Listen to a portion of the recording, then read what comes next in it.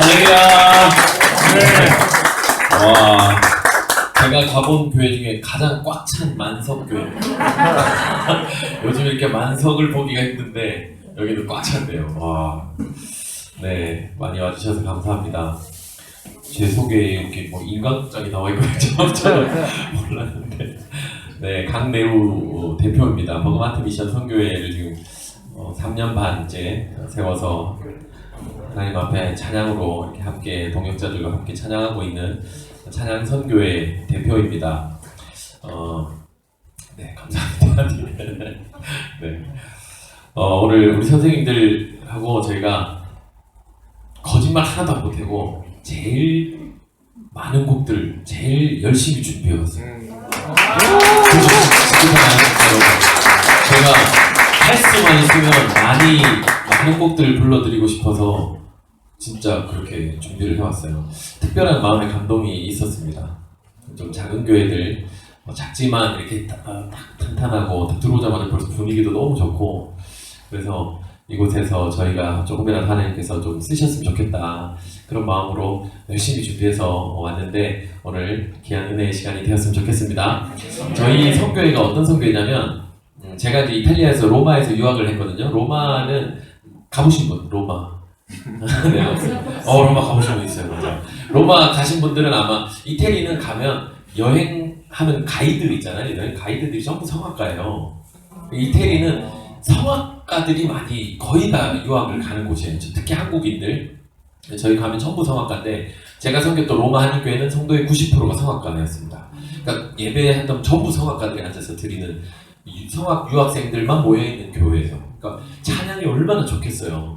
거기서 찬양하면 외국인 관광객들이 음악하는 줄 알고 들어와서 구경하고 가고 막 이러던 교회였는데, 그 교회가 너무 좋았었어요. 저도 거기서 사실 우리가 뭐 은혜가 충만하다기보다 막 서로 경쟁하면서 고음 내려고 찬양하다 보면 서로 막 고음 내고 주기도문 같은 거 오리지널 키로 막 이렇게 부르거든요. 그리고 마지막에 고음 한 방 내는 게 이제 성악가들 앉아서 예배드리고 나서 마지막에 거기서 한 방을 보여주고 싶어가지고 그러면서 막 뒤집어지는 사람도 있고, 그렇긴 한데 그 재미가 있었어요. 나름 같은 전공자들끼리 뭐 경쟁도 하면서 그렇게 찬양했던 그 기억이 너무 좋아서, 한국에 그분들이 다 한국 사람이고 한국에 다 귀국해서 한국에 계신데 왜 한국 안에는 그분들이 함께 모여서 찬양할 수 있는 곳이 없을까? 다 이제 한국에 귀국하면 전부 각자 교회로 흩어져서 지휘자나 솔리스트로 또 사례를 받고 일하는 직업 찬양자가 되기도 하고, 그렇게 다 흩어져서 한 자리 모여서 찬양하는 게 굉장히 어려워요. 그러니까 우리는 이제 어느 순간부터 돈 안 주면 찬양 안 하는 사람이 되어가는 거예요. 이 찬양자들이 교회에서 이렇게 사례를 받다 보니까 이상하게 그렇게 돼요. 그게 너무 싫었어요. 우리가 돈 말고 진짜 찬양하는 그 로마에서처럼 순수하게 모여서 찬양하는 팀이 만들어져서 서울 한복판에서 정말 사람 많은 데서 이렇게 아름다운 우렁찬 그런 찬양들, 외국인들이 음악회 한 줄 알고 들어와서 구경했던 그런 음악회 찬양을 한국 안에서도 좀 할 수 없을까? 그게 되게 이제 제 기도 제목이었고, 그런 팀을 한번 만들어 보고 싶었어요. 그리고 그런 분들은 악기가 없어도 돼요. 피아노도 없어도 돼요. 그냥 아카펠라로 저희는 목소리로만 해도 어디든지 사성부로 찬양을 올릴 수 있잖아요. 그리고 마이크도 필요 없어요. 이런 거 없어도 얼마든지 우렁차게 소리가 되니까, 그래서 길거리 같은 데서 버스킹도 하고 그러면 얼마나 좋을까. 우리가 할 수 있는 거니까. 그래서 그런 그 희망을 가지고 이 팀을 시작을 했는데, 처음에 제가 그 팀원을 이렇게 모을 때 고민이 있었어요. 이게 음악하는 사람들이요, 저를 비롯해서 되게 좀 자유분방해요. 성격이. 음악 예술가들이 그렇잖아요. 그래서 소주 한 잔을 마시면서 이렇게 그 예수님을 논하고 막 이래요. 술자리에서 예수님이 말이야 이러면서 소주하고 뭐 이런 분위기. 그게 뭐 잘못됐다 잘됐다 제가 그런 얘기를 하는 게 아니라, 근데 조금 구별되는 길을 원하는 사람들, 구별되려고 열심히 노력하는 사람들이 모였으면 좋겠다는 생각이 좀 들었어요. 다들 오페라 하러 가면 전부 크리스찬인데 끝나고 나서 이 디프리 같은 데 가면 전혀 구별되지 않는, 세상하고는 전혀 구별되지 않는 그런 모습들을 제가 이렇게 많이 보면서, 그래도 우리가 남들 앞에 나와서 대신해서 이렇게 찬양을 부르고 뭔가 그런 사역하는 사역자인데 조금 더 구별되기 위해서 노력하는 사람들이 모이면 좋겠다. 어떻게 그런 사람을 모집을 할 수 있을까, 그 생각을 했어요. 저희는 자발적으로 모이는 찬양팀이기 때문에 뭐 사례를 주는 게 아니잖아요. 그래서 어떻게 해야 이분들을 좀 구별된 사람들을 모을까 하고 고민하다가 기도하다가 하나님이 주신 마음이 술, 담배를 전혀 하지 않는 사람이었어요. 뭐 술 이렇게 와인 한 잔 정도는 얼마든지 뭐 편하게 마시는 분들이 많은데 아예 그것까지도 결단하고 술, 담배를 일절 하지 않는 사람, 그리고 주일 성수, 그리고 11조 생활을 철저하게 하는 사람, 요 네 가지 조건이었어요. 그리고 연합하기를 힘쓰고 뭐 그런 분들, 음악 전공자들 중에. 그래서 그런 분들이 혹시 있으면 하나님 보내주시면 저 같이 찬양하겠습니다. 그래가지고 제가 SNS에다 그냥 다 공고를 내고 그냥 기도만 하고 기다렸어요. 아는 사람들한테 하자고도 안 하고 그냥 공고만 딱 내고 이런 조건을, 이런 사람들이 모여서 우리 함께 찬양팀을 한번 만들어서 같이 한번 찬양해 봅시다 하고 딱 올려놨는데 전혀 몰랐던 분들이 한 분 한 분 모여들기 시작하면서 지금 3년 한 반 정도 됐거든요. 한 5, 60명 정도의 그 전공자들이 모여서 예술의 전당 같은 찬양 콘서트를 매주 목요일마다 서울 한복판에서 로마니교회 같은 그런 찬양 예배를 올리고 있어요. 이게 정말 꿈이 현실이 됐어요. 그것도 코로나 기간에, 코로나 바로 직전에 저희가 모임을 시작을 했고 조금 있다가 그냥 코로나 터져서 외부 활동, 이런 집회, 외부 집회는 전혀 못하고 우리끼리 그냥 골방에 모여서 카메라 하나 놓고 유튜브에 비대면 콘서트처럼 그렇게 그냥 송출을 하는 식으로 2년 넘게 관객도 한 명도 없고 우리끼리 모여서 찬양하는데 이게 과연 지속이 될까 되게 궁금했었어요. 근데 곧 선생님들 다 그만두실 것 같았어요. 저는 저 같아도 그랬을 것 같아요. 근데 계속 늘어나는 거예요. 계속 오시는 거예요. 그리고 이 진짜 순수하게 찬양하는 이 자리를 너무 사모하셨던 분들이 많이 곳곳에 계셨고 이런 모임이 있기를 되게 소원하셨던 분들이었는데 막상 이게 시작이 되니까 기다렸다는 듯이 하나님 이렇게 한 분 한 분 보내주셔서 그분들이 지금 모여가지고 그렇게 5, 60명이 매주 어마어마한 찬양 콘서트를 하고 있는데 그분들이 여기 이렇게 다 오신 거야. 여러분들을 만나고 싶어가지고 이쯤 되면 이제 어떤 분들인지 대충 감이 오시죠? 네, 선생님들 모셔서 그러면 오늘 저희 준비한 찬양들을 쭉 하고 앞에 한 3곡 정도 같이 나누고 그리고 또 제 간증도 좀 하고 또 중간중간에 솔로도 한 곡씩 하고 뭐 이렇게 진행을 해보도록 하겠습니다. 우리 버그마트 미션 선생님들 한번 모셔보도록 하겠습니다.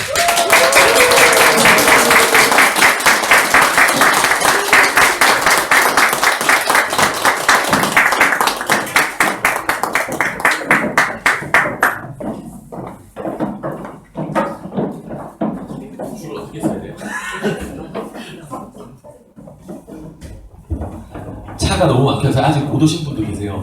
조금 있으면 오시는 대로 그냥 저희는 그렇게 진행을 하겠습니다. 잠깐만요. 조금만 갈까요? 네.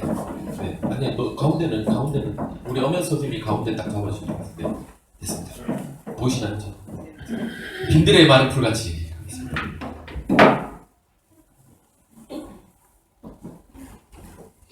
한번 쳐봐.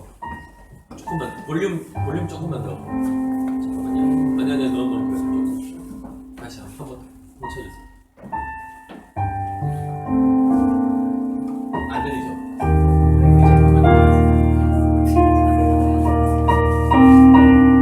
잠깐만요. 소리만 좀 맞출게요. 마이크 때문에.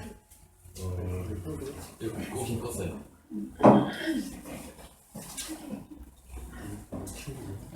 첫 곡이니까 저희가 이거 하면서 조금 모니터가 나와야 될 거야. 한 번만 그냥 터치 한 번만 좀 해주세요.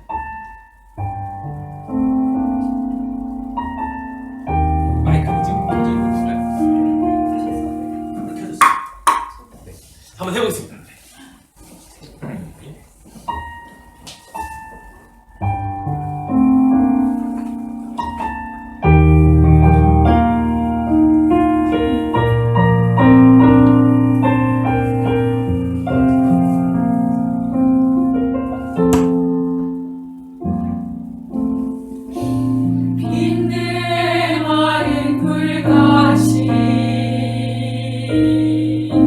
시들이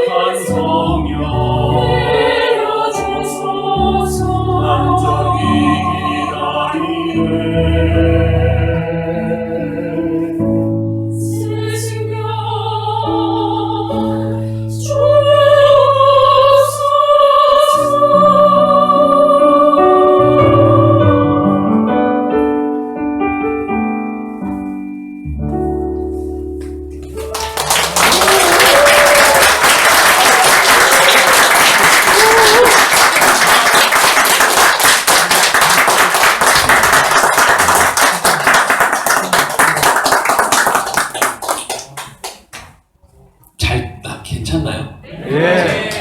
남자 선생님 한 분이 더 오셔야 되는데 지금 차가 막혀서 제가 혼자 뭐 하고 있는지 모르겠어요.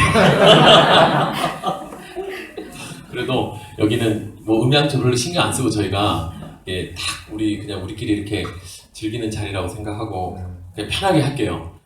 편하게 오늘 하나님 주신 은혜가 있었으면 좋겠습니다. 다음 곡 저희가 먼저 좀 불러드려야 되는데 기도 오늘 잠깐만. 다른 거 뭐였죠 지금? 우리 순서를 좀 바꿔볼까요? 잠시만요. 모든 상황 속에서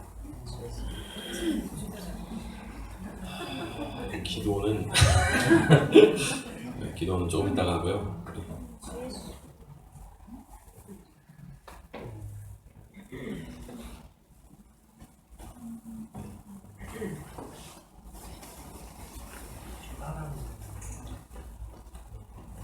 주 예수보다 더 귀한 건 없네. 찬양 하나님 앞에 올리겠습니다.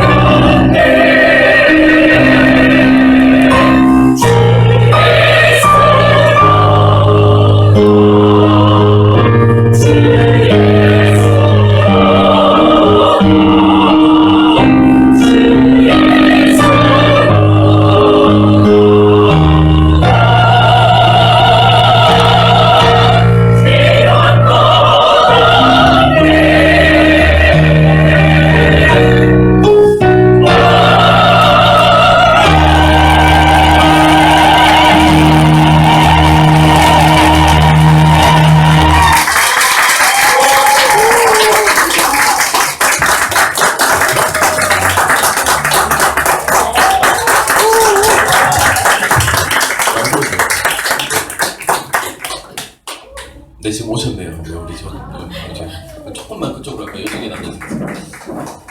기도원의 300 정도 바로 가겠습니다. 한 곡 더 하고 제가 이 얘기를 이어가도록 하겠습니다. 네가 다 이제.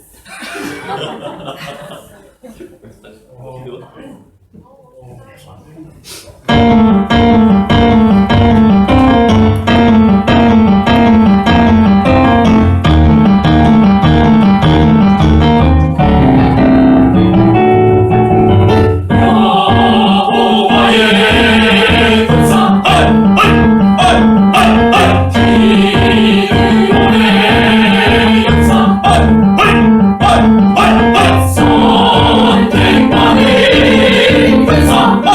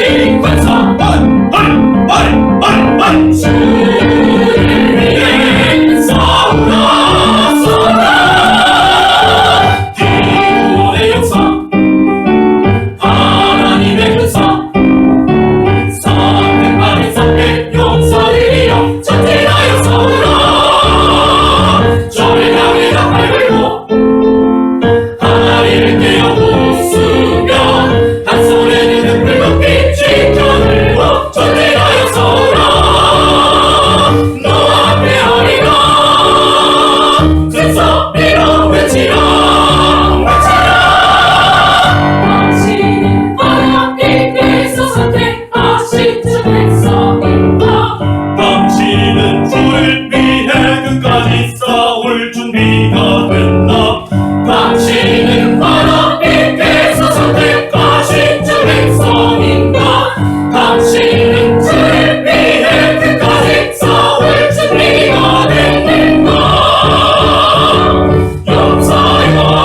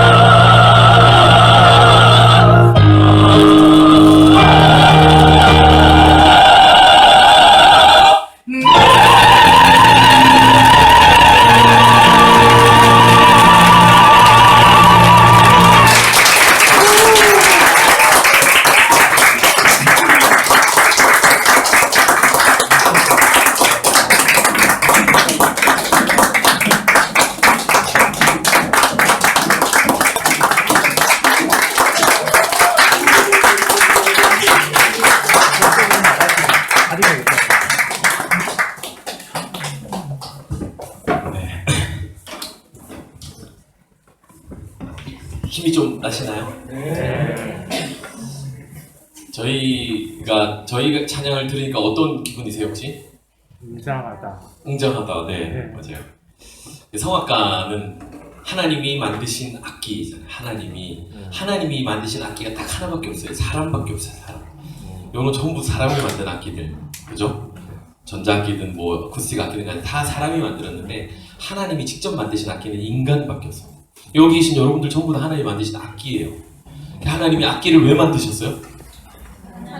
악기를 만든 이유가 있잖아요. 그죠? 연주하게 하기 위해서, 찬양하기, 우리를 찬양받기 위해서 우리를 지으셨다고 하나님 말씀에 얘기하셨는데, 사실 어떻게 보면 이제 저희 같은 사람들은 직접적으로 하나님 앞에 그렇게 쓰임 받는 사람들입니다. 그래서 내 삶에 어떤 것을 우선에 두고 살 거냐, 이거가 저에게 가장 큰, 제가 30대가 넘어오면서 가장 큰 고민이었는데 너무 분명했어요. 저에게 주신 사인은 하나님이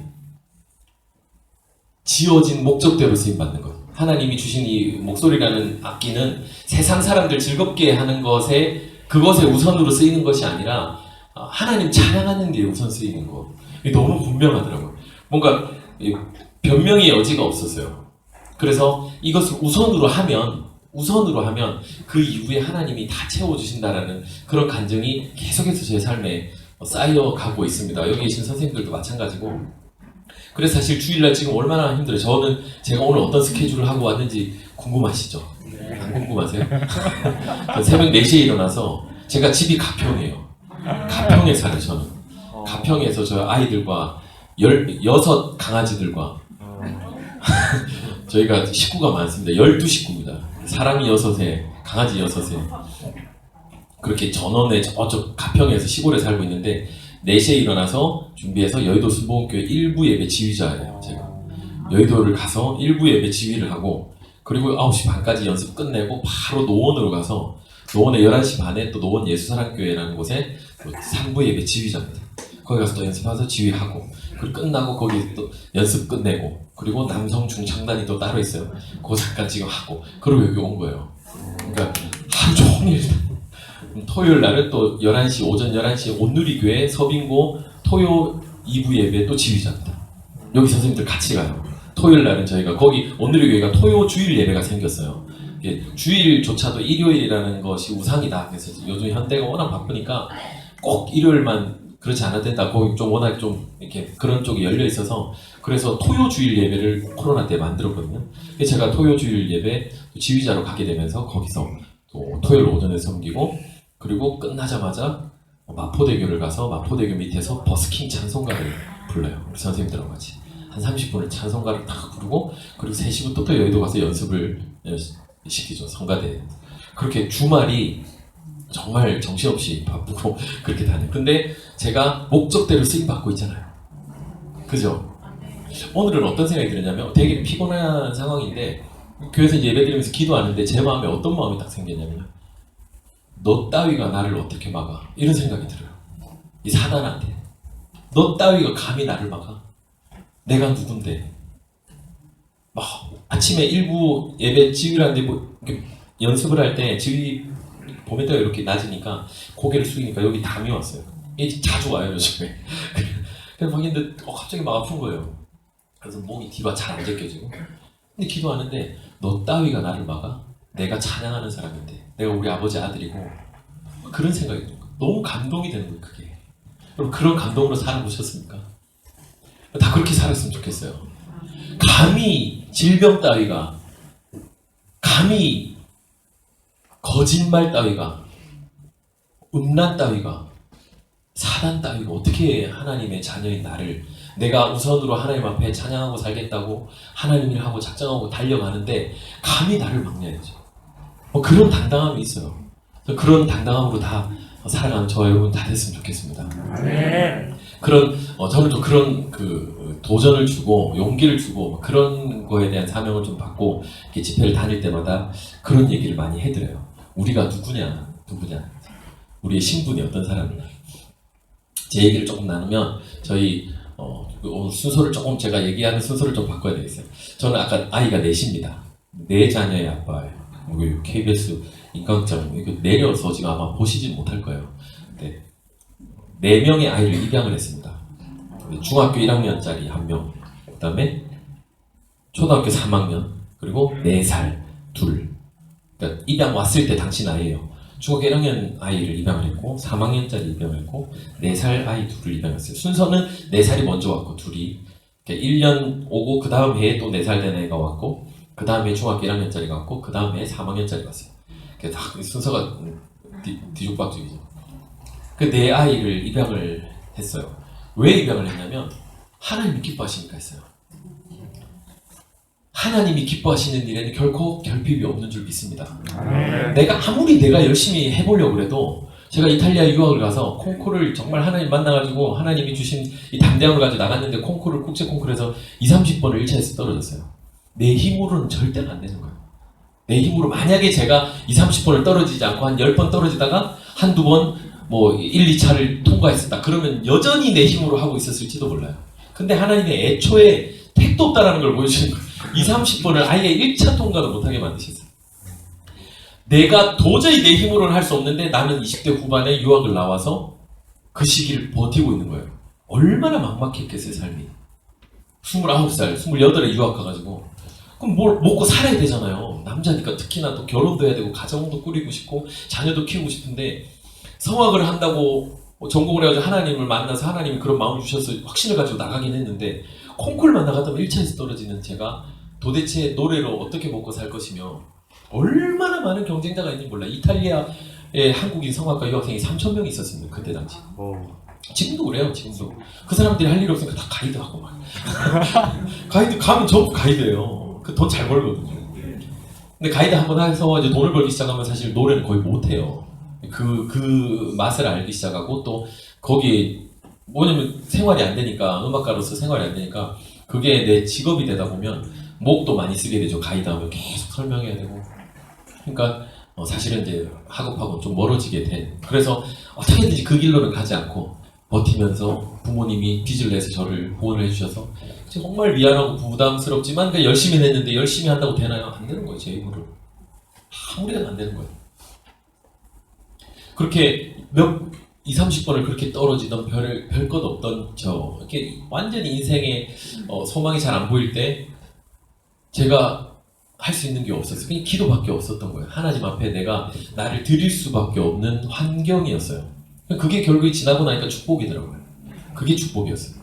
그래서 하나님을 기쁘시게 하는 일에 내가 내 삶을 던져야 되겠다. 왜냐면 나는 아무것도 아니니까 내가 가진 게 아무것도 없고 내가 할 수 있는 게 아무것도 없는 거를 너무 적나라하게 봤기 때문에 하나님을 만난 이후에는 하나님 아니면 제가 도저히 소망이 없어요. 그래서 그냥 내 목소리를 하나님께 드리겠다고 하고 막 비전 드립을 다니고 찬양하러 다니고 뭐 그랬던 그 과정에서 또 하나님이 그 콩쿠르를 막 입상시켜주는 그런 간증들도 많은데 우선 그렇게 해서 하나님 기뻐하신 일을 하면 마태복음 6장 33절의 말씀이 이게 축복의 공식이라는 걸 제가 알았어요. 먼저 그의 나라와 의를 구하면 조건이 딱 붙었잖아요. 그러면 입고 먹고 마신 모든 것 다 채워주신다라고 하나님이 약속하셨더라고요.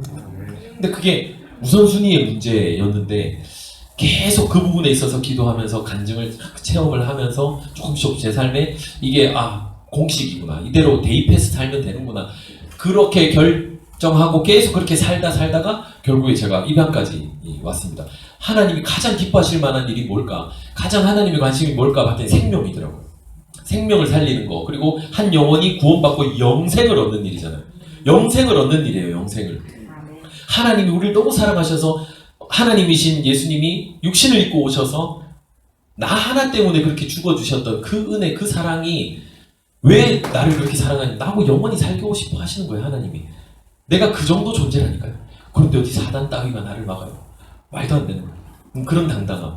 그래서 하나님이 기뻐하시니까 그러면 제가 생명을 위해서 하나님 기뻐하신 일 특히 다음 세대였어요. 다음 세대들 한국 교회 전부 다음 세대들이 다 끊어지고 저는 부모님 통해서 그렇게 신앙을 물려받았는데 제 밑으로는 누군가 전해줘야 되잖아요. 근데 지금 전혀 전해지지가 않는 것 같고 그래서 마음에 큰 부담을 갖고 책임감을 가지고 다음 세대를 사역을 하기도 하고 막 찬양하고 간증하고 하다가 보니까 부모가 없는 아이들을 보게 된 거예요. 부모가 없이 살아가는 아이들이 있더라는 거예요. 상상도 못 해본 삶이잖아요. 내가 태어났는데 부모가 없어요. 태어나긴 했는데 부모가 없어요. 부모에게 분명히 태어났는데 탁 나오자마자 부모는 떠나버렸어요. 베이비박스 아이들, 뭐 시설에 이렇게 맡겨진 아이들. 그 아이들은 전혀 우리하고 다른 가치관을 살아요. 우리 옛날에 그런 책이 있었잖아요. 뭐 화성에서 온 남자, 금성에서 온 여자 이런 거. 남자와 여자도 그렇게 다른데 이 아이들은요 완전 다른 세상에 살아요. 그러니까 그냥 얘들 평생 지나가다가 자기하고 닮은 사람이만 봐도 우리 부모인가? 내 형제인가? 그리고 누가 나를 쳐다만 봐도 저 사람 나를 아나 혹시? 뭐 이런 거 있잖아요. 그러니까 우리가 평범한 우리가 상상하지 못하는 어떤 특별한 머릿속에 이 뭔가가 있어요. 늘 그걸 같이 살아가는 거예요. 그러니까 우리는 한 번도 경험을 못 해봤잖아요. 이 아이들이 부모가 없이 살아가는 거예요. 근데 내 기준으로는 부모가 없이 어떻게 살아? 부모가 없이 어떻게 살지? 그래서 부모가 되어줘야 될 것 같아. 누군가가 부모가 되어줘야 될 것 같은데 다 시설에가 있잖아요. 시설에서는 다 이게 많은 아이들을 그 선생님들이 돌보기 때문에 주 양육자가 없어요. 계속 교대로. 그러니까 아이들이 온전하게 한 사람에게 그 절대적인 어떤 양육을 받아야 되는데 그 시기에 그걸 못 받는 거예요. 그러니까 굉장히 다양한 결핍의 요소들이 있습니다. 이 시설에 있는 아이들이. 그걸 조금씩 알게 되면서 내가 젊었을 때 제 아내하고 같이 기도하면서 한 명이라도 우리가 품을 수 있는 나이가 부모가 되어줄 수 있다면 하나님 진짜 기뻐하시고 내 삶이 되게 가치가 있을 것 같다. 그래서 제가 기도를 하고 근데 이왕 할 거면 우리는 좀 세게 하자. 한 10명 하자. 저는 뭘 하면 좀 세게 하는 스타일이에요. 지금. 이왕 할 거면 그래서 하나님께 칭찬도 받을 거면 제대로 받고 그래서 막 그렇게 큰 꿈을 가지고 저희가 입양을 했습니다. 처음에 베이비박스 아이 딸 둘을 입양을 했어요. 보육원에 갔는데 한 방에 7명이 같이 있는데 그 중에서 처음에 그냥 한 명, 당연히 한 명 입양하려고 간 건데 7명이 같이 있는데 한 명을 못 데려오겠는 거예요. 어떻게 한 명 데려가? 얘들은 태어나자마자 부모하고 떨어졌는데 여기서 또 분리돼야 되잖아요. 또 7명 중에 한 명이 또 분리되면 얘는 또 다른 결핍이 또 생길 것 같고 막 오만 생각이 다 들어서 제안하고 얘기하다가 둘을 그러면 자매로 키우자. 그래가지고 1살 터울 되는 딸 둘을 저희가 입양을 했는데 이제 순차적으로 한꺼번에 하고 싶었지만 법적으로 그게 잘 안 돼서 큰아이 먼저 입양을 하고 그 다음에 둘째를 또 입양을 했습니다. 1년 동안 매주 주말마다 왔다 갔다 하고 아이 와서 집에 와서 자고 또 데려다 주고 뭐 이렇게 1년을 같이 있다가 결국 이제 둘을 입양을 하고 이 입양을 하면서 보니까 4살이면 굉장히 큰 아이거든요. 우리나라 입양 현실이 신생아이들 위주로 입양을 하지 대부분 그래요. 당연한 거죠. 신생아이들 입양하지 6개월만 지나가도 해외 입양 대상으로 이제 빠져요 아이들이. 그러니까 국내에서 입양이 거의 안 된다는 거예요. 6개월만 넘어가도 그래요. 1년 넘어가면 거의 이제 입양 기회가 없다고 봐야 되는 거죠. 그러니까 얘들은 다 해외 입양 대상이에요. 우리나라가 아직도 해외 입양을 그렇게 많이 보내고 있는 이 상황을 이제 보게 된 거예요. 그러면서 4살 아이 둘을 입양하고 나니까 또 다른 큰 아이들 아직도 이제 더 큰 아이들 같은 경우는 뭐 평생 얘들은 부모가 생길 이제 기회가 아예 없는 거라고 봐야 되잖아요. 그래서 기도를 하다가 다른 아이들 우리 더 큰 아이들도 한번 좀 품어보자. 그리고 기도하고서 만난 아이가 이제 그때 당시에 6학년, 뭐 1학년, 2학년 이때였는데 6학년짜리가 그 다음에 중학교 1학년 돼서 저희가 입양을 했고 그 밑에 아이가 3학년이 돼서 입양을 하고 뭐 그렇게 이제 큰 아이들이 4명이 저희 집에 한 4년, 거의 1년에 한 명씩 왔어요. 1년에 한 명씩 와서 하나님 앞에 기도하면서 저희가 시골로 가서 그냥 그 넓은 하나님 주신 또 좋은 넓은 집을 주셔서 거기서 이렇게 아이들하고 같이 홈스쿨링을 하면서 그렇게 생활하겠다고 딱 결단하고 갔어요. 그 가족이 되는 방법이 3가지인데 결혼이 있죠. 결혼을 함으로써 피가 섞이지 않아도 부부가 되고 가족이 되죠. 그리고 출산이라는 또 당연한 어떤 방법으로 그 가족이 되는데 또 다른 방법이 입양이에요. 입양은 이 3가지 중에 가장 능동적인 행위이죠. 그러니까 안 해도 되는 거예요, 사실은. 전혀 하지 않아도 되는데 우리가 적극적으로 이 아이의 인생에 개입하겠다고 뛰어든 거예요. 근데 이 아이를 우리 인생에 끼워 맞춘 게 아니고 우리가 이 아이의 인생에 들어간 거죠. 그죠? 근데 출산을 한 부부, 특히 젊은 분들은 내 인생의 경력 단절의 요소가 아이가 돼버렸어요. 그런 시대에 우리가 살고 있잖아요. 애가 태어나니까 내가 내 인생을 잃어버린 것 같고 내 인생이 희생된 것 같은. 근데 그리스도인들이 사실 그렇게 얘기하면 안 되잖아요. 가장 고귀한 일, 부모라는 역할은 가장 하나님 주신 큰 소명의 자리인데 내가 뭐 노래 좀 하고 싶어서 내가 좀 돈 좀 벌고 싶어서 내가 대학생 때 뭐 했던 전공 살리고 싶은데 애 때문에 경력 단절이 돼서 그것 때문에 우울증이 오고 이게 뭔가 좀 잘못된 거예요. 가장 기뻐야 되는 자리 사실은. 근데 사회가 이제 그렇게 되어가고 있는 거죠. 근데 누군가 모델이 나와야 되는데 교회 안에도 모델 찾기가 너무 어려워요. 모델 찾기가 참 어려워요. 결혼하기 위해서 이렇게 젊은 분들 뭐 얘기하면 선배들에게 물어보잖아요. 결혼한 부부들 선배들에게 물어보면 거의 10이면 9번 결혼하지 말라고 그래요. 그렇게 좋은 뭐가 잘못됐죠 사실. 교회 안에서만이라도 그렇게 되면 안 되는데 너무 좋은 하나님 주신 엄청난 이 비밀이 있고 이 부부가 하나가 되어서 같이 의지하면서 걸어가는 이 동역의 길이 얼마나 복된 길인지 얼마나 행복한 길인지를 정말 이 열정적으로 전할 수 있는 그런 모델들이 참 없는 게 너무 아쉽습니다. 그런 모델이 되어 보고 싶었어요. 그래서 제가 이 아이들의 인생에 들어가겠다. 그래서 저희의 희생이라고 얘기하면 그렇고 저희의 불편함을 감수하고 저희는 시골로 갔잖아요. 제 직업까지도 내려놓을 각오를 하고 간 거예요. 그래서 성악가 해볼 만큼 해봤어요. 노래는 얼마든지 하면 되니까. 그래서 시골로 가서 귀촌 기동학교 가서 새로운 것들을 막 배워봤어요. 이제 부모가 되니까 내가 직업도 바뀔 수도 있고 시골에서 하다못해 안 되면 장사라도 하고 펜션이라도 운영해야 될 거 아니에요. 먹고 살아야죠. 애들 키우려면. 그래서 이것저것 배워보면서 새로운 세상을 이제 40대부터 또 살게 됐는데 이 아이들 입양하면서 가장 저희가 이제 느꼈던 것 중에 하나가 그거였어요. 이 보육원에 있는 아이들이 가정에 가면 2가지 그 형태로 갑니다. 하나는 입양이라는 형태로 갈 수도 있고 하나는 가정 위탁이라는 형태가 있어요. 똑같아요. 둘 다 가정으로 들어가는 거예요. 가정에서 보호자로서 이렇게 케어해주고 성인이 될 때까지 잘 자라서 세상에 이제 내보내는 거죠. 근데 입양과 위탁의 가장 큰 차이는 뭐냐면 이 상속권이 있냐 없냐요. 입양은 말 그대로 자녀가 되는 거예요. 자녀가 호적에 그냥 자녀로 들어가는 거예요. 자녀로. 근데 위탁은 동거인으로 올라가요. 그래서 제가 예를 들어서 뭐 죽으면 지금 당장 죽으면 얘는 내 모든 걸 다 상속받을 권한이 생긴 거예요. 법적으로. 이거는 누가 막지를 못해. 법적인 권한이 생겼어요. 상속권. 근데 위탁을 만약에 했다 그러면 위탁 아이에게는 10원 하나도 그 아이에게는 권한이 없다. 어마어마한 사실 권한이잖아요. 그래서 제가 입양을 넷을 하면서 느낀 게 있었어요. 나는 세상에서 가장 큰 기부를 했다. 그렇게 생각이 들었어요. 왜냐하면 앞으로 생길 모든 것들까지도 이미 다 준 거예요. 그렇잖아요. 자녀가 되는 순간 부모의 모든 거를 다 소유하는 권한이 생긴 거예요. 이 아이에게. 아직 생기지 않은 것까지 내가 앞으로 생길 모든 것들도 얘에게 다 권한이 생긴 엄청난 권리죠. 사실 자녀가 된다는 거. 근데 여러분 성경을 한 단어로 요약을 하면 입양입니다. 입양 이야기. 하나님이 우리를 믿음으로 양자 삼아주신 사건이 성경에 나와 있는 거예요. 믿으십니까? 그러니까 우리는 하나님의 위탁 자녀는 그냥 자녀예요. 양자로 삼아주셨다. 호적에 올라갔다는 거. 우리 천국의 호적에 올라갔어. 그 얘기는 하나님의 모든 것들, 천국이 우리 거라는 거예요. 이미 하나님은 우리에게 다 주셨어요. 다 주셨어요. 단지 관리가 필요한 거예요. 지금 이 아이에게는 이 전부 다 줄 수가 없으니까 관리해주는 청지기 역할을 부모가 하는 것이지 이미 다 준 거예요. 그 아이를 입양을 하면서 너무 그 하나님을 너무 제대로 배우게 됐어요. 얼마나 나를 사랑하셨으면. 근데 저는 자녀가 없었거든요. 제 아내하고 둘이 결혼해서 한 7년, 6년, 7년이 지나도 자녀를 안 주시는 거예요.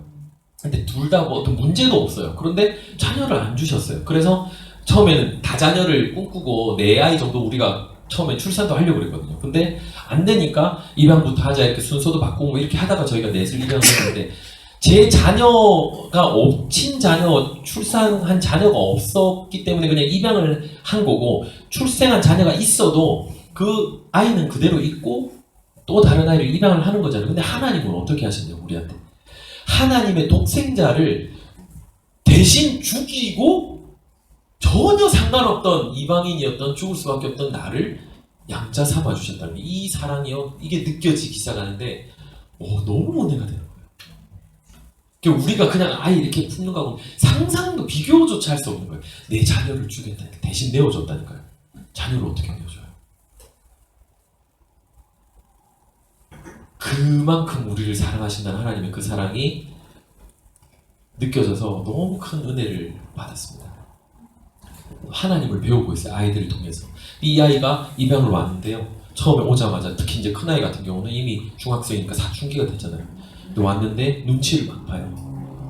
뭐 여기 씻어도 돼요? 뭐 이거 좀 먹어도 돼요? 뭐 이거 만져도 돼요? 이거 입어도 돼요? 막 물어봐요. 그러니까 부모는 마음이 아픈 거예요. 네 거야. 너를 위해서 이미 다 준비한 거야. 너 다 사놨어. 너 입양을 주려고 다 준비했던 거야. 방도 다 꾸며주고 책상도 다 해주고 침대도 다 만들어주고 다 했다가 네가 마음껏 누리면 돼 라고 했는데도 얘는 막 쭈뼛쭈뼛한 거죠. 자기가 좀 어색하죠. 근데 그걸 보는 우리 아빠의 마음은 얼마나 안타깝겠어요. 너무 마음이 아픈 거예요. 네 거니까 마음껏 썼으면 좋겠는데. 근데 하나님이 우리를 보실 때 과연 우리가 그렇게 당당한 모습으로 살아간지 아니면 저는 여전히 자격이 없어서 하나님께 나갈 자격이 없어서 뭐 기도할 자격도 없고 저 같은 놈이 무슨 뭐 구원을 우리 그렇게 혹시 살아가고 있지 않은가. 하나님이 어떤 모습을 원하시겠냐고. 근데 얘가 한 며칠이 딱 지나니까요. 바로 딱 문에다가 내 방입니다. 들어오지 마세요. 딱 붙이고 사춘기 딱 이거 내 거, 필통 내 거, 동생들 만지고 내 건데 왜 만져? 속을 욱 하는 거야. 지가 언제부터 시끄러워. 갑자기 얘가 지 권리를 막 주장하는데 너무 황당하고 너무 당당하게 주장을 하니까 처음에 막 이게 되게 이상했어요. 근데 기도하는데 얘 거 맞다라는 거야. 얘 거 맞아요. 앞으로 저에게 주실 모든 게 다 얘 거라는 거예요. 하나님 그런 깨달음을 주셨어요. 그러니까 제가 지금 활동하고 누리고 있는 모든 집, 차, 뭐 직업, 뭐 돈, 먹는 거, 음식 모든 것들이 나를 위한 것이 아니었고 이미 애초에 하나님이 얘에게 주기 위해서 저에게 주셨던 거예요. 그래서 절대 아까워할 게 아니라는 거지. 다 주라는 거야, 다 주라. 얘 거 맞다고. 그렇게 통로로 쓰임을 받으면요, 나는 내 건 줄 알고 내가 막 쌓으려고 처음에 이렇게, 당연히 우리가 그렇게 살잖아요. 근데 이게 내 게 아니라는 걸 깨닫고, 아, 이게 어디로 흘러가야 되는 거구나. 자녀에게든 이웃에게든 뭔가 흘러가야 될, 그래서 그 청지기로 나를, 그거를 관리하는 관리자로 나를 세우셨구나라는 걸 내가 딱 인정하는 순간 나에게 물질이 더 올까요, 안 올까요? 더 와요, 더 와요. 계속 부어주는 거예요. 계속 가야 되니까. 애가 넷이니까 훨씬 더 많이 들어오잖아요. 교회에서 음식 남으면 전부 우리 집으로 와요. 전부 우리 집에 다 싸줘요. 다 싸줘요. 너무 많아가지고 저희 이웃들, 저희 근처에 사는 사람들 맨날 나눠주기 바쁩니다. 먹을 수가 없어요. 욕심을 내도 이게 할 수가 없어요. 우리가 가족이 많으니까 사람들이 막 챙겨준다고, 옷이고 뭐고 애들 많으니까 옷 사는 것도 그러니까 막 다 보내줘요. 전국에서 막 보내줬어요. 막 이게 TV 같은 데 나가거나 SNS에서 이렇게 하니까 아시는 분들은 막 물어봐요. 뭐 너무 막 사랑으로 보내주신다는데 안 받기도 그래서, 아, 그러면 막 이만큼 쌓여요. 그럼 이거 어떻게 해요? 다 나눠주기 바쁜 거예요. 그게 정직이에요, 정직. 근데 중요한 거는 그거를 저도 누리고 살잖아요. 저는 안 먹나요? 제 배 터질 때까지 먹어도 아무 문제 없어요. 저도 먹죠, 저도 입죠, 다 하는 거예요. 그거 누리고도 실컷 나눠주고 그렇게 통로로 사는 거예요. 저는 그게 그리스도인들의 이 땅에서 살아가는 복된 삶의 비결인 줄 믿습니다. 우리 그렇게 살면요, 얼마나 행복한지 몰라요. 부담이 없잖아요. 내 거 아닌데, 이미 내 것도 아닌데 막 주시는데 저는 다 누리고 살아요. 제가 시골 가겠다고 처음에 서울에 살다가 애들 입양해서 이제 애들 교육을 어떻게 시켜요? 막 애들 넷을 입양을 하려고 그러니까 사교육 못 시키잖아요. 저희가 돈이 없는데, 음악가가 무슨 돈이 있어요. 그래서 시골로 가서 우리가 홈스쿨, 좀 불편해도 부부가 우리가 그렇게 홈스쿨 해보자 하고 나가야 되는데 집이 있어야 되잖아요. 저희는 뭐 집도 아무것도 없었으니까 그 목동에 완전히 1층에 햇빛도 안 드는 다세대 주택 16평짜리 월세방에 살았거든요, 저는. 그러다가 우리 첫째 아이를 입양하고 나서 이제 막 어딘가를 나가야 될 것 같은데 기도하는데 하나님이 경매를 하라는 마음을 주셨어요. 경매가 아니고 경매.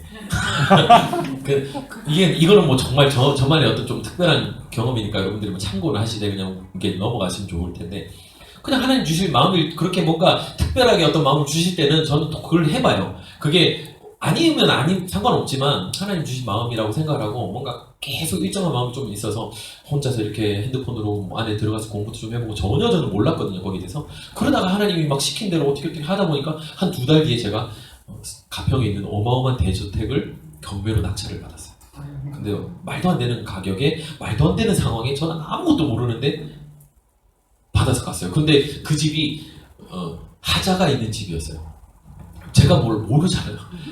무허가로 이렇게 증축된 뭐 이런 거 이렇게 대출이 안 돼요. 저희는 돈이 없었거든요. 당연히 경매를 받으면 대출 받아서 갈 생각을 했는데 안 되는 거예요.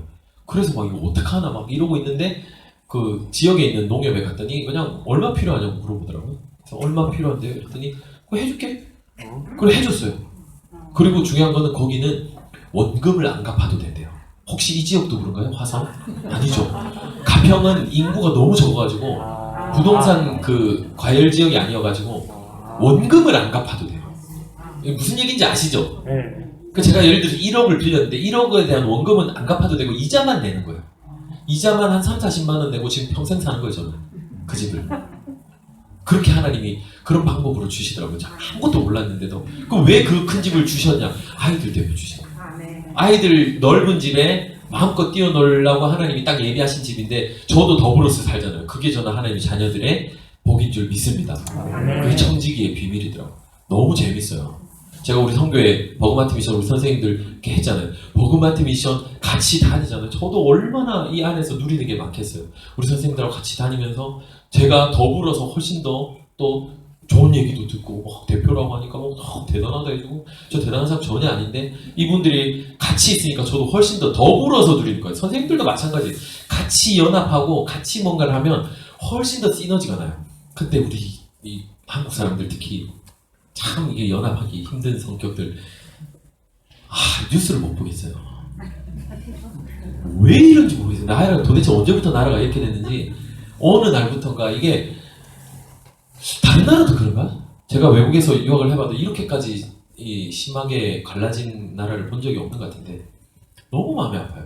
연합이 정말 안 되고 너무 막 그런 게 있어서 하여튼 그런 부분에 마음이 너무 아픕니다.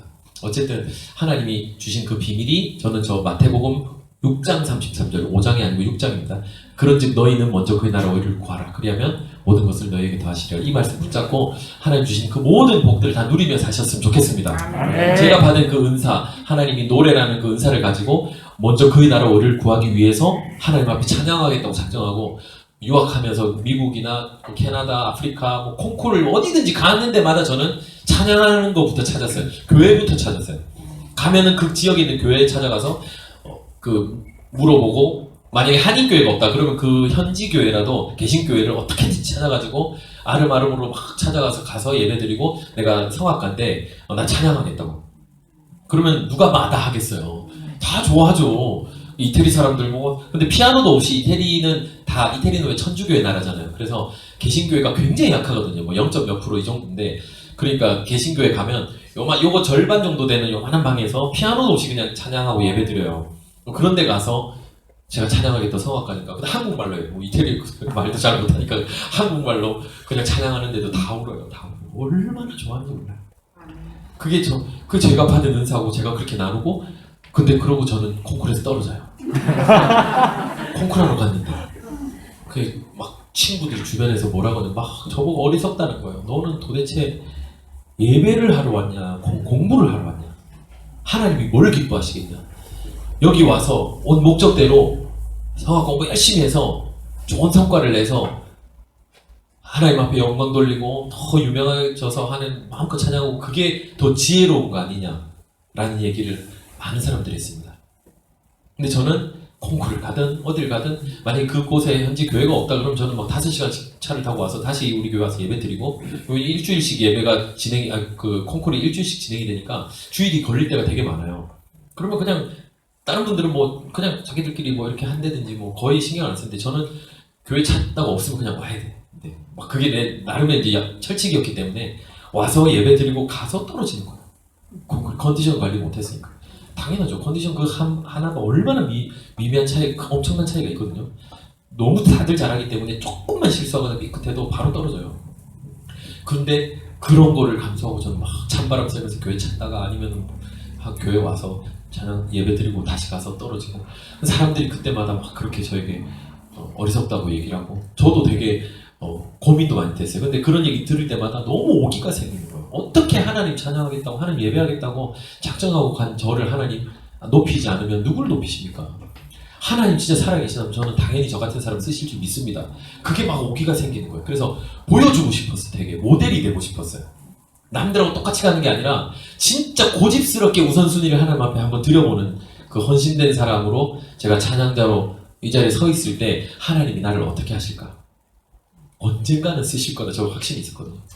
막 그 새벽기도 가면 같이 뭐 그 로마에서 이렇게 간절하잖아요. 다들 얼마나 다들 간절한데 그 막 기도하면서 그런 마음을 가지는 거예요. 하나님 누군가는 1등 나오고 누군가는 쓰시잖아요. 이 중에서 그 수천 명의 성악가 다 크리스천들이니까 얼마나 크리스천들이 많은 몰라요. 음악하는 사람은.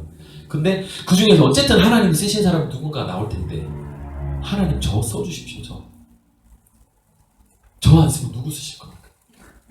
내가 이렇게까지 막 발악을 하면서 하나님한테 붙들려 있으려고 노력하고 있는데 하나님 저 안 쓰시면 누구 쓰십니까? 나를 세상에서 잘 되게 해달라 이런 기도가 아니었어요. 나를 써달라는 기도였어요. 그 간절함 근데 되게 마음에 당당함이 있었어요. 왜냐면 말씀대로니까. 먼저 그의 나라를 구하면 하나님 채우시고 내 마음에 합한 자 다윗처럼 저는 하나님 그렇게 저를 써주실 거라고 믿었습니다. 성경에 수많은 인물들 중에 하나님을 피조물인 인간이 하나님 창조주신 하나님을 감히 사랑한다고 고백했던 사람이 유일한 사람이 다윗이었어요. 다윗은 하나님 내가 주를 사랑하나이다 그렇게 기도했다. 다른 사람들은 경배하고 영광 돌리고 찬양합니다 이렇게 했지만 사랑한다고 대놓고 사랑이신 그 하나님을 사랑한다고 얘기했던 사람 다윗이었어요. 그런 모습들 때문에 하나님이 다윗을 쓰셨다고 믿습니다. 우리의 그런 어떤 우선순위에 확실한 기준이 있어야 되고 그러면은 성악가들에게 다 그렇게 물어본다고. 너의 비전이 뭐야? 이러면 전부 뭐 조수미처럼 유명한 성악가가 돼서 하나님께 영광 돌리고 세상에 하나님 전하고 복음 전하고 찬양하는 사람이 되겠습니다. 그게 나의 비전입니다. 라고 얘기하는 사람들이 대부분이었어요. 여러분들 마찬가지일 거예요. 내가 좋은 직장 가고 우리 자녀가 좋은 대학 가고 뭐 집 좋은 집 주시고 좋은 아파트 사고 승진하고 뭐 이런 그렇게 하시면 그렇게 해주시면 내가 하나님 앞에 영광 돌리고 11조 크게 하고 뭐 헌금도 제대로 하고 그렇게 하겠습니다. 이게 우선순위가 바뀐 거잖아요. 사실 바뀌었는데 우리가 바뀐 줄 몰랐어요. 공부할 때 다 그렇게 저도 그렇게 얘기했었으니까. 근데 하나님이 어느 날 그러면 너는 1등 안 하면 나 찬양 안 할 거니? 그렇게 물어보시는 거예요. 지금 나를 찬양 안 할 거냐는 지금. 근데 저는 1등 하면 하나님 찬양할게. 잠깐만 기다리세요. 공부를 열심히 해가지고 내가 뭔가 좀 성과가 나오고 유명해지면 그때 막 보란듯이 하나님 막 그 안에 내 안에 뭐가 있었냐면 결국에는 내가 일단 높아지는 게 우선이었다고. 내가 드러나고 내가 남들보다 더 잘 되는 것. 말은 쓰임 받는 거라고 하겠지만 그게 아니라 세상에서 내가 좀 드러나는 거. 그거가 내 삶의 우선이었던 것 같아요. 근데 하나님이 어느 순간 나는 지금 너의 있는 모습 그대로의 찬양과 예배를 받고 싶다라는 거예요. 그런 기준이 좀 분명히 정리되는 시간이 됐으면 좋겠습니다. 그렇게 정리되고 나서 삶이 얼마나 심플해지고 얼마나 당당해지고 얼마나 기쁨이 넘치고 감사가 넘치는지 몰라요. 제가 찬양 하나 불러드릴 텐데 하늘소망이라는 찬양을 제가 한 곡 불러드리려고 합니다. 오늘 저 혼자 찬양 다 하는 것 같아요. 말하고 찬양하고. 근데 저는 우리 그리스도인들이 세상 사람들과 가장 다른 정체성이 이 천국을 품고 있느냐 없느냐. 아까 얘기했죠. 천국을 상속받은 자로서 천국에 대한 확신을 가지고 살아가느냐 아니면 죽음 이후에 갈 곳에 대한 확신이 없이 살아가느냐. 이거는 엄청난 차이잖아요. 정체성에. 내가 아무리 그리스도인, 내가 아무리 교회 열심히 나와서 찬양하고 예배하고 뭐 이렇게 내가 믿음이 있다고 하지만 내가 죽음 이후에 가야 될 본향에 대한 확신이 없는 사람은 세상 사람들하고 똑같아요. 그 사람들은 큰일 앞에 늘 조마조마, 늘 두려워요. 죽음 앞에 늘 두려워요. 늘 벌벌벌 떨어요. 실패를 두려워하고. 그런 나약한 세상 사람들이 똑같이 그렇게 살아가는데 우리도 똑같이 그렇게 살아가는 모습들이 너무 많은 것 같아요. 근데 진짜 하나님의 자녀들은요, 이미 상속받은 천국 내 거예요. 난 죽으면 당연히 가는 거예요. 당연히. 신랑을 기다리는 10 처녀들이 5은 그 등불을 준비를 했잖아요. 등불을 준비했잖아요. 5은 준비를 못했어요. 근데 우리는 준비 못한 5에 자꾸 포커스를 맞춰요. 그래서 늘 준비해야 돼. 언제 오실지 몰라. 지금 말세야. 지금 언제 예수님 재림하실지 모르고 언제 세상이 끝날지 몰라. 정신 차려야 돼. 막 불안감을 준다고요. 우리는 이 준비 못한 5이 아니라니까요. 준비한 5이에요. 저는 그렇게 믿습니다. 아멘. 이 준비한 5은 어떤 마음으로 기다리겠어요? 기대감과 감사. 빨리 오셨으면 좋겠는 거예요. 예수님.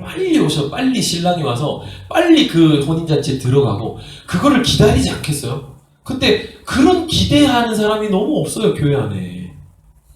다 막 물론 준비해야죠. 뭐 떨어야죠. 우리가 늘 경각심을 가지고 나를 해야 되지만 거기에 머물러 있으면 세상 사람들하고 똑같은 것 같아요.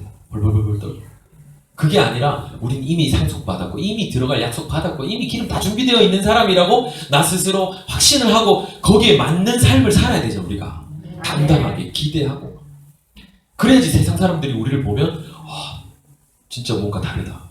뭔가 진짜 천국이 있고 진짜 하나님의 살아계신가 보다. 그런 호기심 정도는 줄 수 있는 삶을 살아야 되지 않겠습니까? 아멘.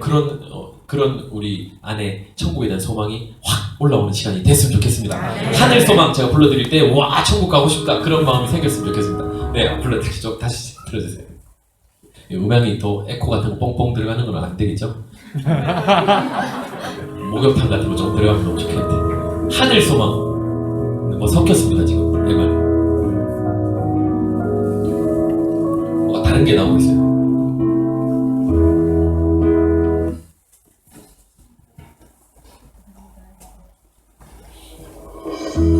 조금만 올려주세요. 나 지금은 비록 땅을 못하며 살지라도 내 영혼 저 하늘을 디디며 사네. 내 주님 계신 눈물 없는 곳, 저 하늘에 숨겨둔 내 소망 있네. 보고픈 얼굴들 그리운 이름들 많이 생각나. 때론 가슴 터지도록 기다려지는 곳, 내 아버지 넓은 품 날 맞으시는 저 하늘에 쌓아둔 내 소망 있네. 주님 그 나라에 이를 때까지 순례의 걸음 멈추지 않으며, 어떤 시련이 와도 나 두렵지 않네. 주와 함께 걷는 이 길에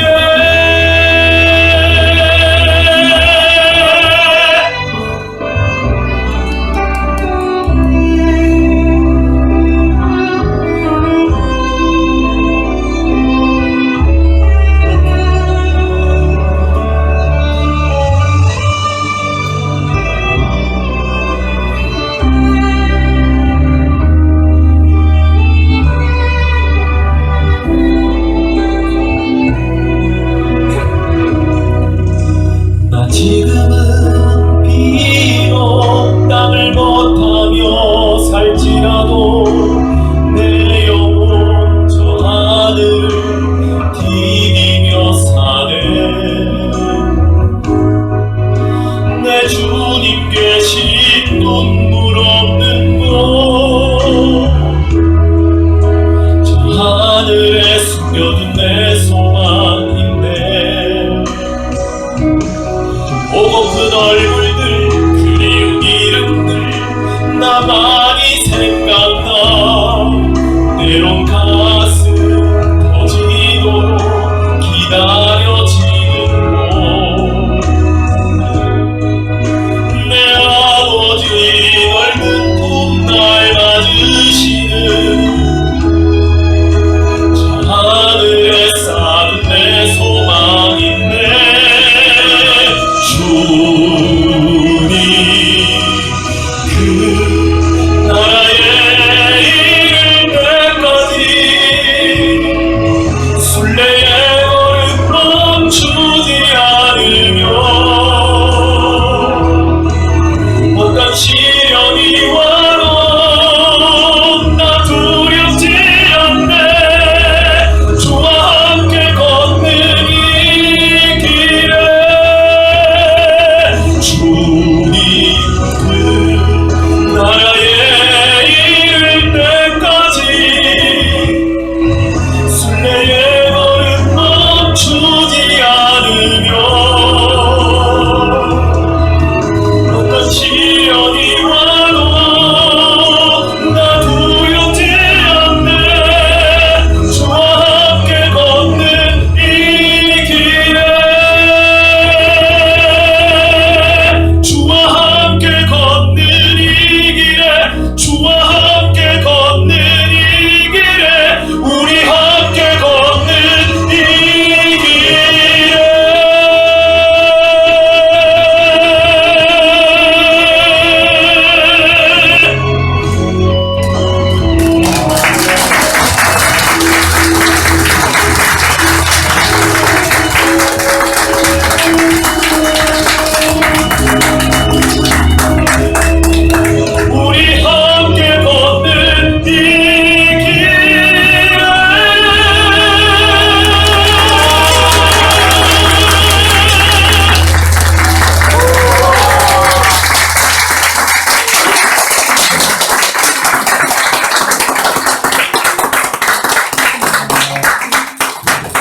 천국에 대한 소망이 확실하게 생긴 당당한 우리 주의 그리스도의 자녀가 되었으면 좋겠습니다. 아멘. 우리 아버지는 온 천하 만물을 지신 창조주 하나님이신 줄 믿습니다. 아멘. 너 따위가 감히 나를.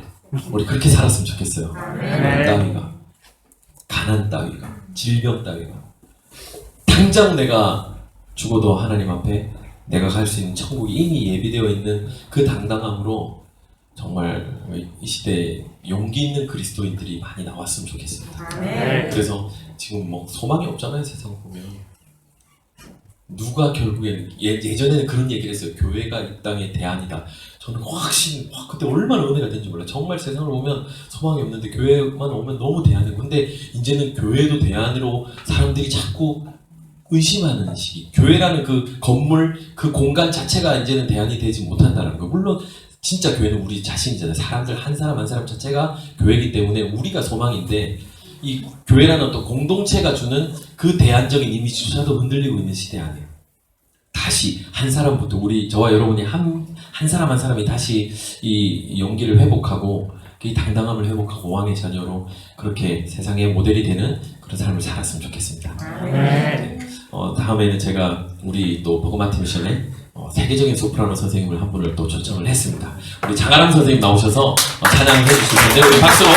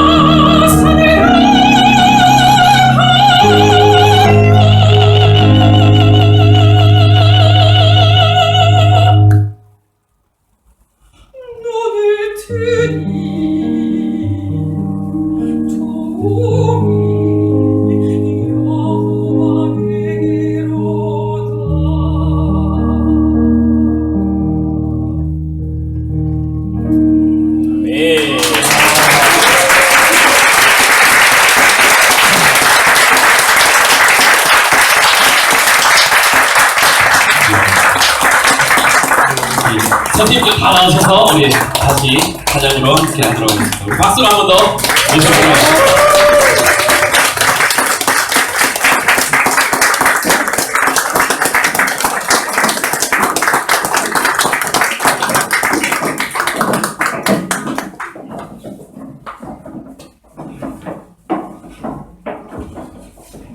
저는 이렇게 찬양 집회에 이렇게 가면 그냥 그때그때 오실 수 있는 분들만 오시는 거예요. 저희가 강제로 이렇게 누가 가자 이런 게 아니라. 근데 사실 주일날 오후 시간이 되게 어렵거든요. 다 각자 교회를 섬기고 시간들도 다 다르기 때문에. 그런데 정말 원근 각처에서 이렇게 오셨어요. 이 저희 작은 위해서 다 따로 사역하고 이렇게 모여서 찬양하는데 정말 이게 기쁨으로 다닙니다. 많이 기도해 주시면 좋겠습니다. 네. 모든 상황 속에서 찬양 한 곡 올려드리겠습니다.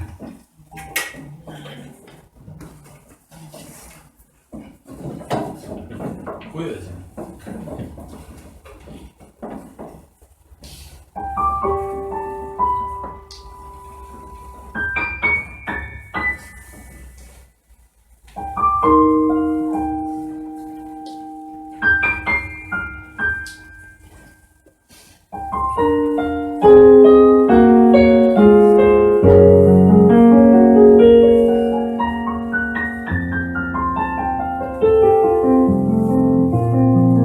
모든 상황 속에서 주를 찬양할지라.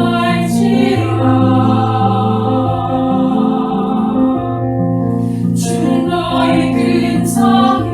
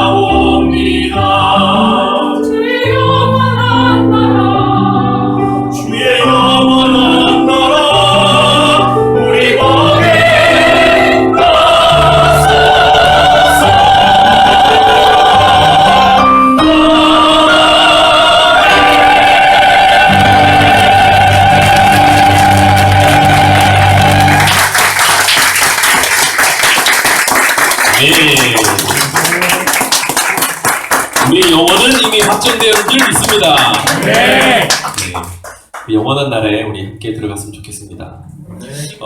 다음 저희가 올릴 찬양은 새편의 복음성가라는 찬양인데요.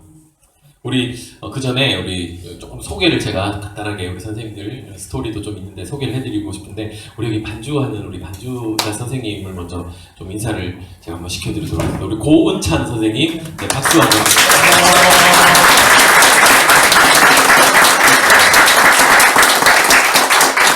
우리 고은찬 선생님은 발달장애인입니다.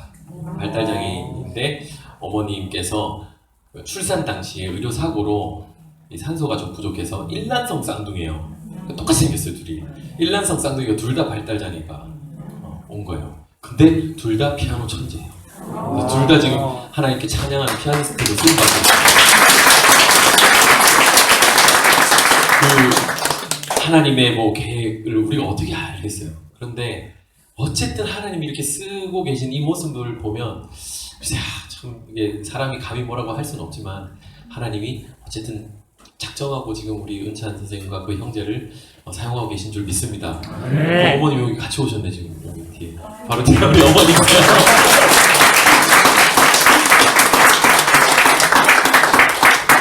얼마나 많이 힘드셨겠어요. 근데 진짜 말씀 붙잡고 찬양하지 않을 수 없어서 늘 찬양과 예배 그거 그냥 붙잡고 평생을 이렇게 오셨는데 지금 우리 은찬 선생님이 올해 나이가 32살 쌍둥이 둘인데 이미 몇 년 전부터 독립해가지고 둘이서 살아요.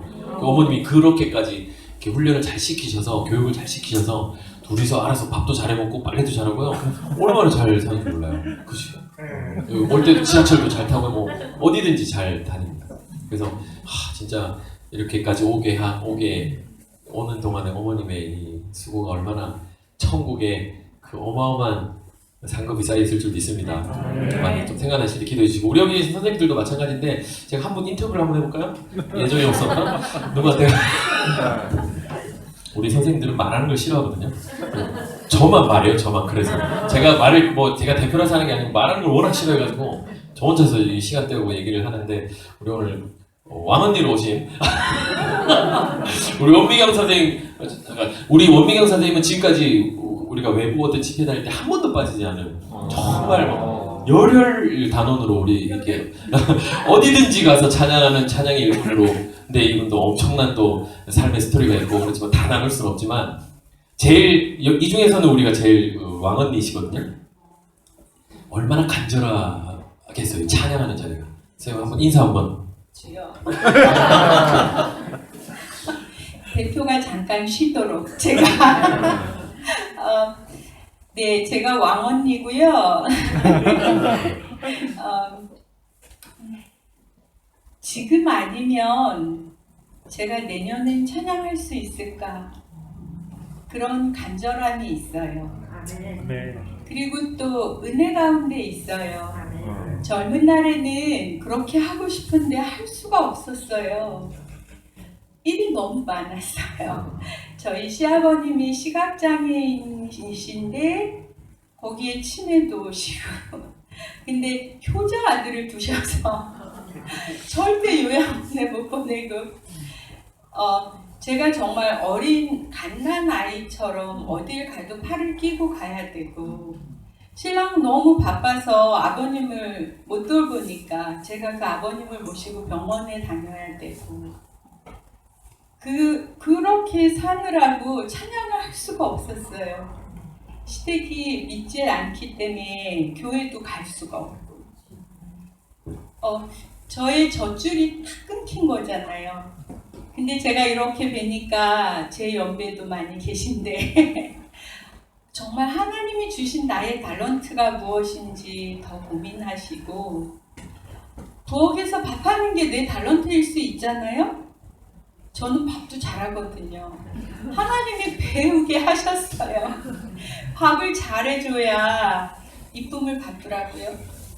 밥 잘해요. 반찬도 잘하고 기저귀도 잘 갈아요. 성인 기저귀도 아마 제가 웬만한 요양사만큼은 할걸요. 지금은 또 시어머님이 편찮으셔서 제가 기저귀를 또 갈고 있거든요.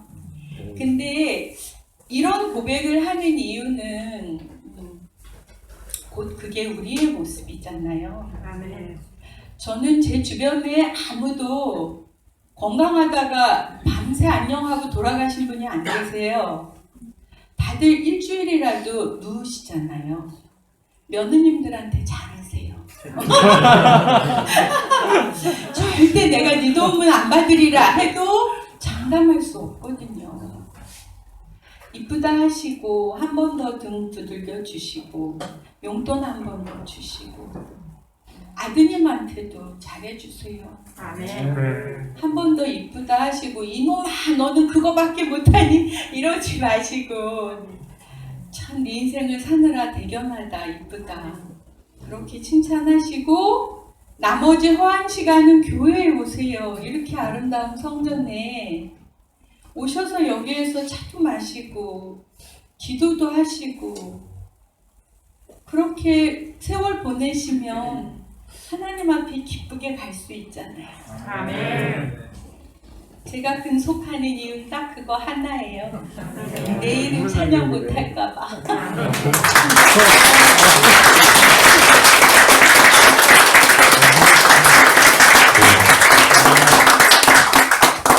간절한 분들이 오시고 여기 오시면 전부 다 마찬가지예요.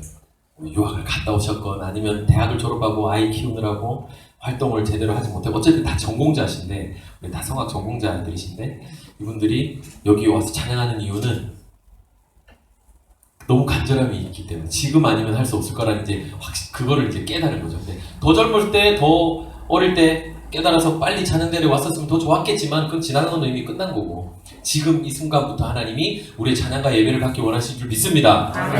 지금 하나님 지금 있는 모습. 그래서 제가 지금이 나의 전성기라는 거예요. 지금이. 이미 사실 성악가들의 전성기는 30대면 거의 끝나거든요. 40대 넘어가면 사실 이제 이미 전성기가 지나간다고 얘기를 하는데 우리의 전성기는 지금인 거예요. 지금. 지나간 건 이미 끝났고 여기 계신 분들 다 마찬가지예요. 내 전성기는 지금이고 가장 좋은 것으로 우리는 하나님께 드릴 수 있습니다. 그런 거 찾아서 끊임없이 우리 선생님 얘기하신 것처럼 끊임없이 남은 시간 계속해서 하나님 앞에 아직 나에게 주어진 하나님 주신 그 달란트 가지고 어떻게든지 하나님 앞에 기쁨이 되고 영광이 되는 삶을 살다가 하나님 부르실 때 손 탁 털고 기쁨으로 의의 면류관 기대하면서 천국 가는 저와 여러분 다 됐으면 좋겠습니다. 찬양 세 편의 복음성가 모음이라는 찬양 올려드리도록 하겠습니다.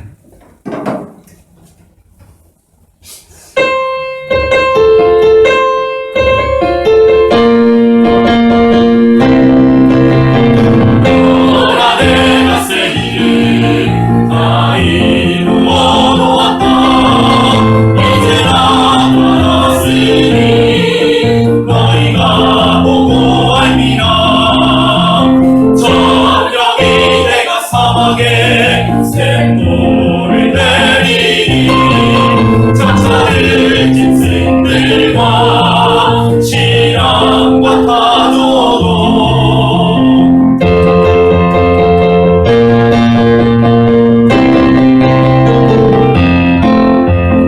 너를 존경할 것을 하나의 샘물을 선하게 만드는 내 백성의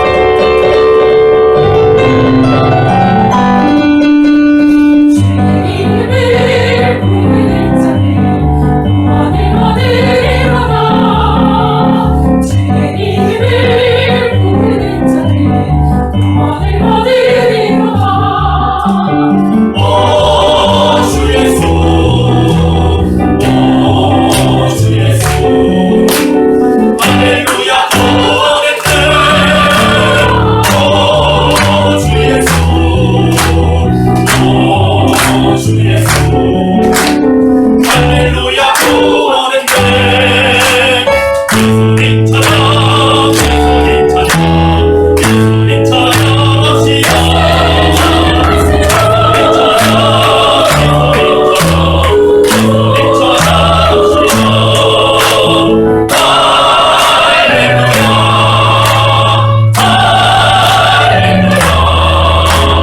예수님 찾아갑시다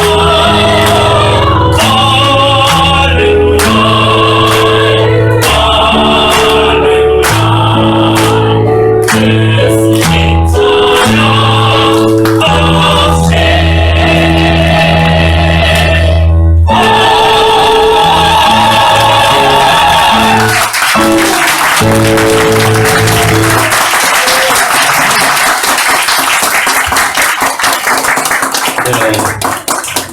예수님 찬양합시다.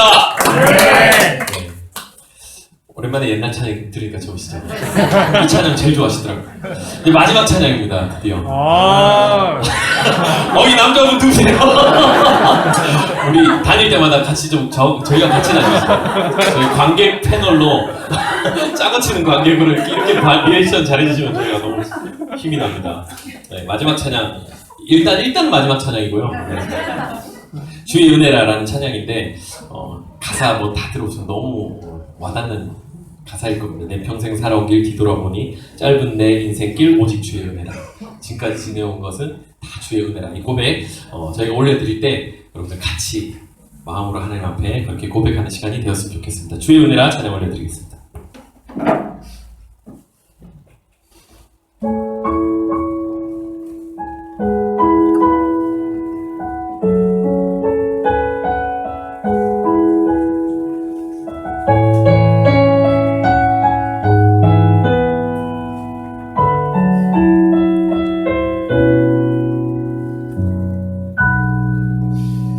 내 평생 살아온 길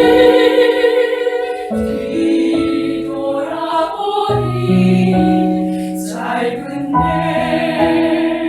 인생길 오직 주의 은혜라.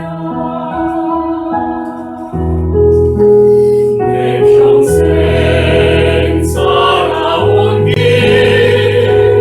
뒤돌아보니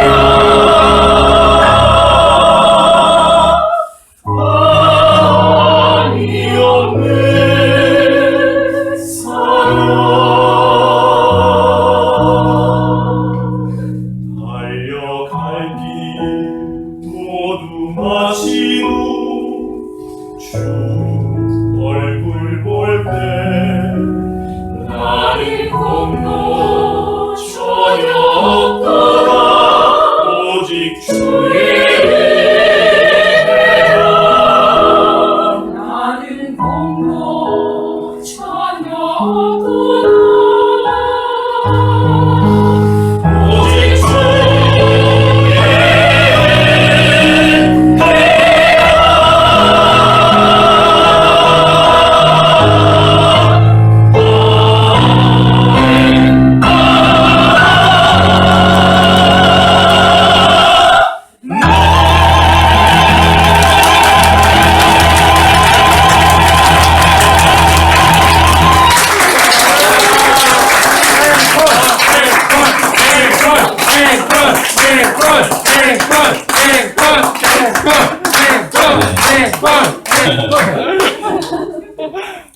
그렇게 저 같이 다니시죠?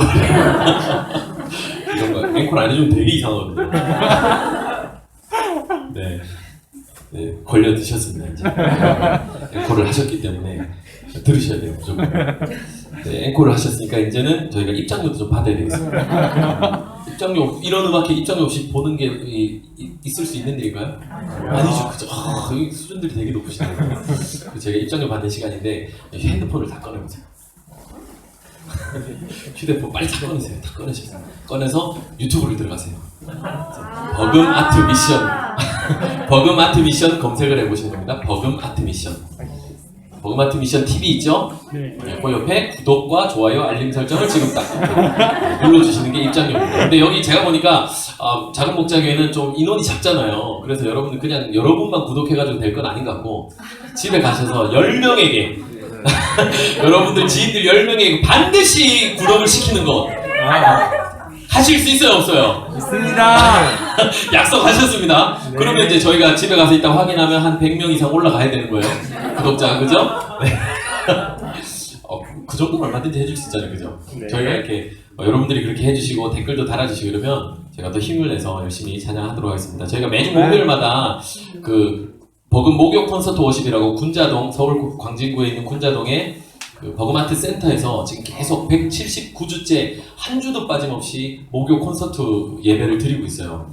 근데 그 보시면 아시겠지만 게스트들 오시는 간증자들, 외부 간증자들 저희가 초청해서 저희도 콘서트 절반 정도 찬양을 하고 이분들이 와서 간증을 한 40분, 50분 뭐 이렇게 하시는데 뭐 유명한 한국 교회 안에서 뭐 내노라는 그런 간증자들이 다 오세요. 매주 외부 간증자들이 오셔서 간증도 나누고 저희 또 찬양도 나누고 이렇게 하는 엄청 특별한 콘서트입니다. 이게 사실 누가 한 사람이 이렇게 만들려고 해도 만들 수 있는 모임이 아닌데 하나님이 강권적으로 이 코로나 시기에 저희를 이렇게 모아주셔서 제가 순종하면서 그냥 계속 갔더니 이렇게 특별한 예배가 됐어요.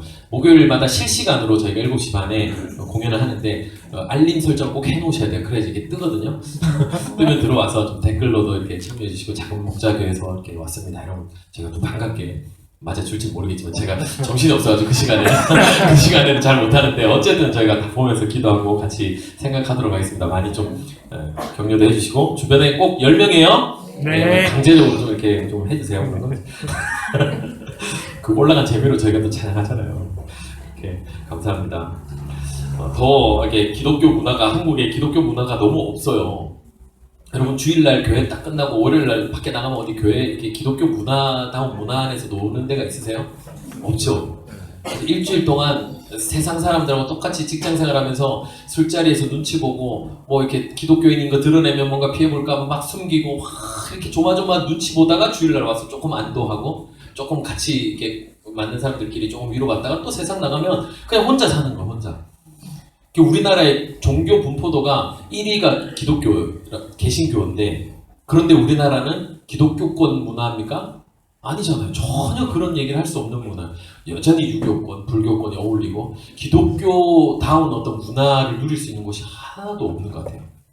그래서 저희가 이런 오늘 문화사역자들이니까 좀 세상에서 이렇게 인정받을 수 있는 어떤 그런 특별한 퀄리티를 가지고 찬양을 하든 어떤 문화를 만들어내서 주중에 놀 수 있는 그리스도인들이 편하게 와서 좀 구별된 어떤 문화를 가지고 저희가 하나님 앞에 쓰임 받고 그런 문화를 좀 만들어 보고 싶어서 계속 노력하고 있거든요. 꼭 음악이 아니어도 앞으로 다양한 영역에서 그런 문화를 선도하는 그런 일도 해보고 싶어서 저희가 기도하고 있습니다. 많이 기도해 주시고 동참도 해주시고 후원도 해주시면 너무 감사하겠고요. 이렇게 많이 기도해 주시면 너무 감사하겠습니다. 앵콜 몇 곡 할까요? 밤새. 한 곡만 할게요. 네. 일단 한 곡 해보고 제가 분위기 보고 배고프잖아요. 지금 밥 먹어야 되는데. 할렐루야 아시죠? 네, 핸델의 할렐루야. 사실 여기서 작은 교회들이 듣기가 어려우실 거예요. 저희가 인원은 적지만 여러분들을 위해서 이렇게 진짜 어려운 걸 저희가 준비를 했습니다. 핸델의 할렐루야 올려드리도록 하겠습니다.